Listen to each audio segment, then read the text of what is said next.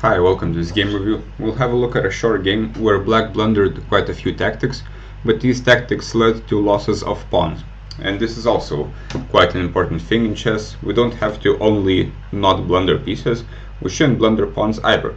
And one pawn, two pawns is maybe okay sometimes, but still, especially if we get to an endgame, the pawns will definitely matter. So it started as a London system. So black opted for this d6 setup, the king's Indian, usually g6, bishop g7, as the bishop doesn't have anywhere to go in this diagonal. But soon black played very strangely. After e3, here black should just play g6, put the bishop on g7, castle, and then prepare either e5 or c5. And instead black decided to break opening principles and play with the knight twice in 3 moves. And this doesn't really achieve much. Bishop g3 and the knight is just stranded. Now black puts his knight on c6. After c4 the knight is forced to go back. And after knight c3 white just has a lot of center. And the black hasn't really developed much. Now bishop f5 happens. But the important thing here is again to develop this bishop. The light square bishop's position is still undetermined. So probably g6, bishop g7 would be relatively best. Okay, bishop f5. And e6, so black decides to put his bishop on e7, but this doesn't really make sense with the d6 setup. Black should have just played d5 if he wants to develop like this. But okay, this is fine. Knight e4, d5, ed, cd. Black exchanges some pieces, and here he has a problem to solve. His knight is hanging, and his knight doesn't really have many squares. The options are e7, e5, a5, and b8.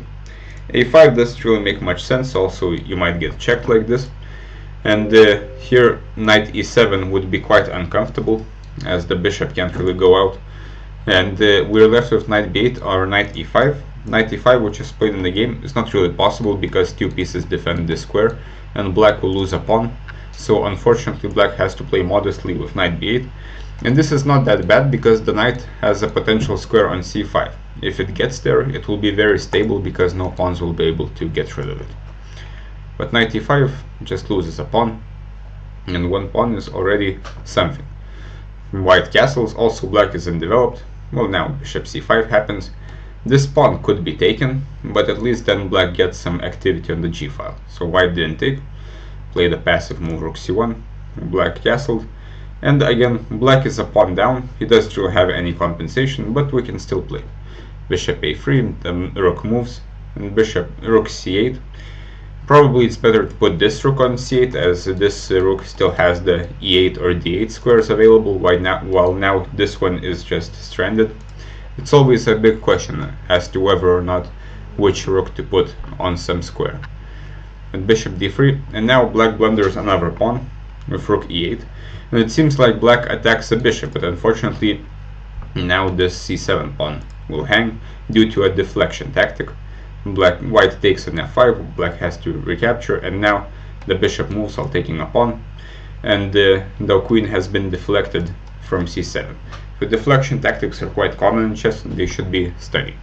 And now white is 2 pawns up, which is already a bit too much. White has this big majority in the center, while black's pawns aren't really doing anything. And now d6.